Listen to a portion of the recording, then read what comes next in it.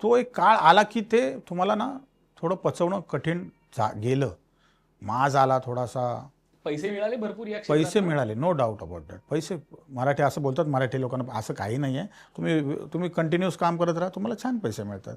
तुमच्या अवकादीनुसार तुम्हाला पैसे मिळतात. जे लोक बोलतात ना पैसा नाही पैसा नाही, तर मग तुम्ही स्वतःला पहिलं चेक करा की मी त्या पैशाच्या लायकीचा आहे का. हां, सो पण तो एक माज आला होता, म्हणजे मी सॉलिड आहे. आपले भरवणारे पण लोक असतात हो, कळलं काय. आणि त्याच्यामुळे मग बऱ्यापैकी नुकसानसुद्धा झालं, मी प्रांजळपणे कबूल करतो. आणि त्याच्यामुळे काही कामं पण गेली. मग आई गेली, वडील गेले. तो जो काळ होता तो माझ्यासाठी खूप थोडा कठीण काळ होता. मग मी काही काळ थोडा अल्कोहोलिक झालो होतो. मग मी असं कधी सेटवर कधी कोणाच्या असं गेलो नाही, पण ते काय असतं म्हणजे आपल्याकडे एखाद्या वेळेला एखादी घटना घडली तर ती वाऱ्यासारखी पसरते. तर ते माझ्या आयुष्यामध्ये खूप मला ते जड गेलं, मला ते सगळं काही पचवणं आणि ते. आणि मग त्याच्यामुळे बऱ्यापैकी डाऊनफॉल आला.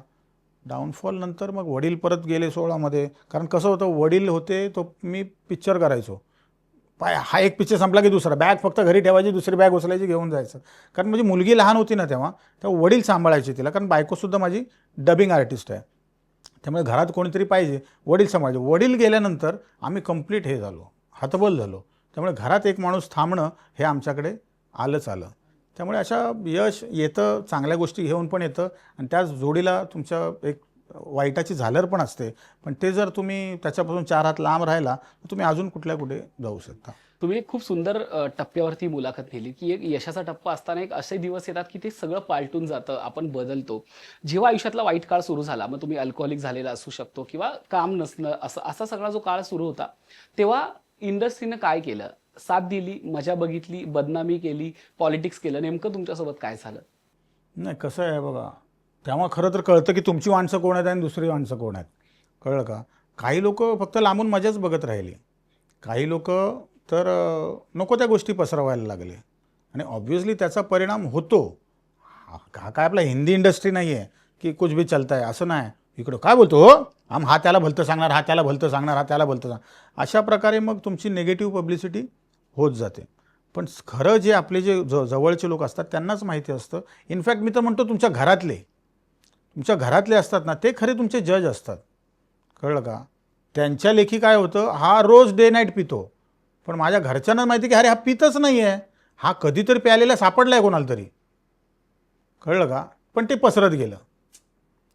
2011 साली महेश मांजरेकर जे इंटरनॅशनल अवॉर्ड होतात त्यांचे, त्याचं नाव होतं मिफ्टा अवॉर्ड्स. ओके, मिफ्टा, ते आता मिक्टा झालं आहे, मिफ्टा. तर पहिला ज्यांचा सीझन जो होता दुबईला, तर त्यासाठी माझी सिलेक्शन झालं होतं. मी, भाऊ कदम वगैरे अशी बरीच मंडळी होती. भाऊला तेव्हा कोणी ओळखायचं नाही.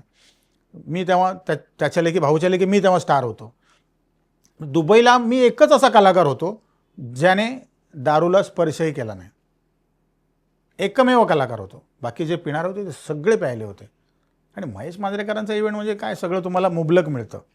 पण मी का, त्यामागे माझं थॉट होता की उद्या मला महेश मांजरेकरांकडे काम करायचं आहे, बरोबर. पण तसं काही घडलं नाही. मला त्यांच्याकडून एकही फोन आला नाही. याचं कारण पण तेच की कोणीतरी कान भरणं, मागून जाणं. त्या माणसांची नावं पण आहेत माझ्याकडे, पण ते मी आता सांगू शकत नाही.